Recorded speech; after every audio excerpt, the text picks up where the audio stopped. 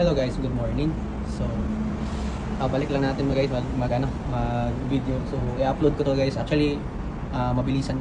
Try kong ibilisan, i-explain lahat. So, yung ita-topic natin guys is regarding sa mga current issues like disqualifications sa mga ibang parts, ibang parte. Like, sa ngayon, ang pinaka-recent ngayon is the motors. So, di-discuss natin yun today, and also ang tawag nito yung sa internal sponge, yung reinforcements, saka marami pang iba.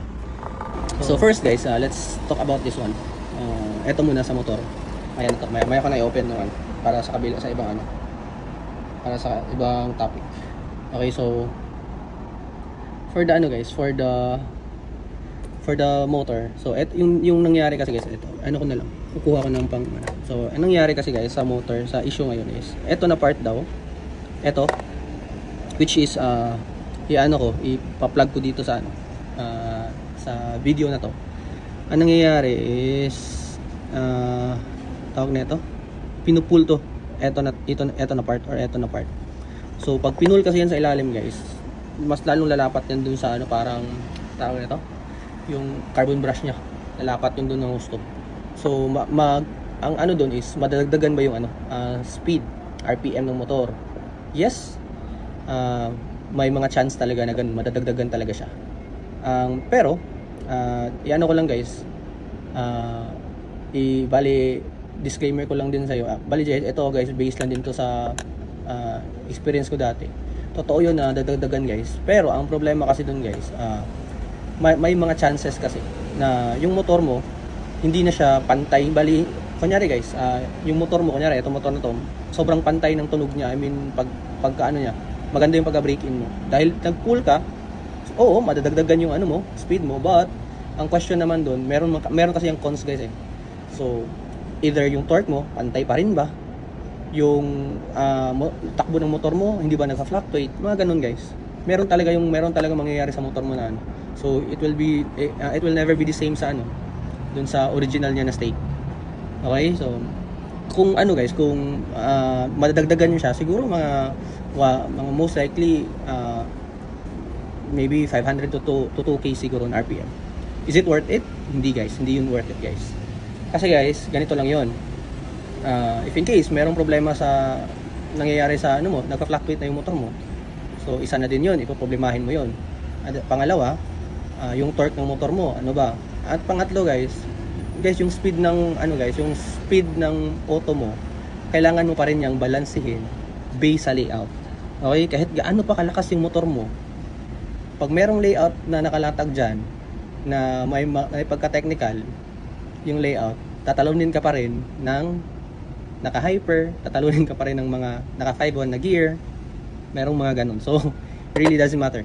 But anyway, since discussion na to, ngayon, is it legal ba na dun sa regarding sa rules and regulations? Legal ba siya na mag-pull ng motor? So as what I've known guys regarding dun sa rules and regulations ayun, walang problema guys at hindi siya DQ regarding dito. Actually guys, ganito, sinabi ko na to sa kasi sinabi ko na to sa tropa ko. Actually kilala niyo siya, hindi ko lang sasabihin yung pangalan. Isa siya sa mga owner diyan sa malaki na racing center. Ayaw ko lang banggitin pangalan kasi hindi din kasi ako nagpaalam sa kanya na So nag-usap kami, I think yesterday yata. So sinabihan ko siya na walang problema. Sabi ko walang problema yun bro, hindi talaga siya DQ. Walang modification na nangyayari doon. Ang doon sa regulation na yun is if bubuksan mo yung motor mo, magre-rewind ka ngayon, papalitan mo yung coil sa ilalim, yun DQ yun. Pag binuksan yung motor mo. Pag pinul mo lang to guys, walang mangyayari doon. Hindi po siya DQ guys. Wala siyang problema sa rules and regulations. As long as hindi lang siya open, hindi mo inopen yung motor, walang problema doon. So again guys, hindi siya DQ. But still guys, for your kasi alam ko ganito kasi tayo eh. Gusto talaga natin ng proof eh. Actually meron ng proof, meron ng message galing kasi yun nga yung sabi ko, nakausap ko na tropa na isa sa malaking owner diyan sa mga racing center. Sinabi ko sa kanya na hindi problema yun. Sabi ko din sa kanya na might as well i-ask na lang din nila personally. Bali, i-message nila yung isa sa mga committee ng BMAX. So, minessage nila kahapon, nag-reply sa kanila. so far pinakita naman sa akin din yung response. Hindi ko lang pwedeng i-plug dito guys, hindi ko siya pwedeng i-post dito kasi galing kasi sa private conversation nila yun eh. But right now, nag-message ako sa group namin sa Strikeworks. Inano ko na lang, inulit ko ulit itong pagtanong sa kanila. I think siguro redundant na kasi meron na nag-message kahapon eh. But inano ko na lang para sa inyo, para at least ma-post ko din, mapakita ko din sa inyo na kung ano yung response nila about it. Okay, so pag meron na silang response, ipa-plug ko dito. Okay, but if ever hindi ako makareceive ng response sa kanila, try kong suyuin yung tropa ko na si bro na hiramin ko na lang muna yung convo na yun para at least man lang makita niya talaga yung proof. So once again guys, uulitin ko hindi siya DQ ito. Okay, but again, so ito na ngayon, another may karugtong ako dito. So meron kasi tayo guys sa atin sa Philippines, meron ang dami na kasing house rules, meron ng mga house rules. Well guys, yung mga house rules na yan guys is respect nyo na lang guys. Yun na yung advice ko, respect natin kasi house rules yun sa kanila yun sa nagpapalaro yun. So wala tayong doon, wala tayong hold doon. But again, sa eto nag-comment na din kasi ako nito, kinoment ko to sa sa isang yung na-DQ nga may nag-post. Sa mga nagpapalaro naman guys, might as well sabihin nyo naman yung guys, be transparent naman sa mga house rules nyo before the event started. Kahit sabihin na natin na yung mga players na naglalaro ngayon is mga players yun na dati pang players, yung mga homegrown na players yun na. Sabihin nyo pa rin yung house rules nyo. Kasi dito naman din sa amin sa First Labo, kahit saan na racing center, pag may rules sila na sinasabi, before starting the event talaga sinasabi nila yung rules na yun. Paulit-ulit nila yung sinasabi, kada event sinasabi nila yun. If ever may mga rules na ginagawa, may changes sa style of play, palaro, sinasabi nila yun before sa start ng event. Yun talaga yung introduction talaga ng mga racing center dito or racing event dito na nangyayari. Sinasabi yung rules sa mga players. Okay, so yun ang ma-advise ko din talaga na dapat gawin din yun. Actually guys, sa amin kasi dito sa Japan, before starting the event, before ka maglapag ng auto mo, mayroong marshal, check yung auto mo kung ba siya, okay ba siya. I mean, within sa regulations, walang problema, meron yun, check yun. And then so pwede ka na maglapag noon. And after sa mo nun, during naman sa meron kasi madalas kasi sa dito is may mga hits, 3 hits yung isang buhay, walang buhay, then 3 hits yun. So pag umabot ka ng every hits finals, kunyari umabot sa first hit, nag-finals ka, ang mangyayari doon, pag nanalo ka doon is i-check ulit yung auto mo, dimension, check nila ganun.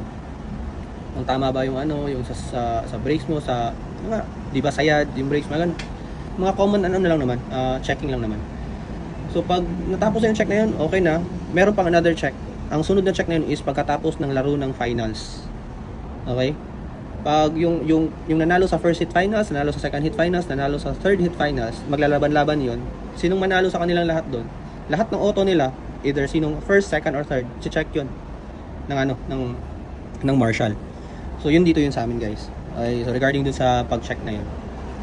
So yun nga, siguro na lang talaga, dapat, I think ito guys most likely siguro dapat din para ma-listen talaga yung confusion guys ng mga players. Kasi actually guys, ang purpose naman talaga ng players is maglaro sila to enjoy.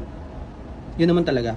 Pag sa atin kasi, pag nagiging more strict kasi tayo sa kahit hindi na siya, alam mo yung sobra na, hindi naman tama. Yung the way na pag-interpret sa rules and regulations, bali sobra na. Dito sa Japan, sobrang chill lang ng interpretation nila ng rules and regulations eh. Which is sa kanila pa galing yung rules and regulations. Pero sa atin kasi medyo napasobra yung interpretation natin sa rules. Actually, ang pinakamaganda dapat sanang neto, yung mga main na mga racing center na sila yung talaga yung standard ng siguro mismo galing sa kanila yung parang pag sumunod ba sa yung main na rules ng kunyari BMAX or open class ng Tamiya or ng BMAX any category dito sa Japan, kasi syempre yung palaro kasi naka-base lang naman din dito sa Japan, di ba? So might as well yun nga, yung yung sundin na lang sana yung ano, yung rules and regulation, main rules and regulations. If yung mga house rules kasi guys, intended kasi yun guys for ano, yung kunyari guys, ito. Yung sa within the vicinity ng mga players dun sa racing center, hindi makaka-afford ng ano na magbili ng authentic or genuine parts kasi nga medyo ano sa income dun na area. So ngayon ang racing center doon mag-create siya ng ano house rules na allowed yung external na parts gamitin. So yung mga ganun walang problema sa ganun. Pero yung iaano nyo bali babaguhin nyo yung mismo yung rules, magdadagdag kayo ng rules regarding sa rules, nakakapag-create talaga siya ng confusion sa mga players. So yun guys. So yun guys tungkol dito sa motor. Okay, medyo nahaba-haba guys yung ano discussion ko sa motor.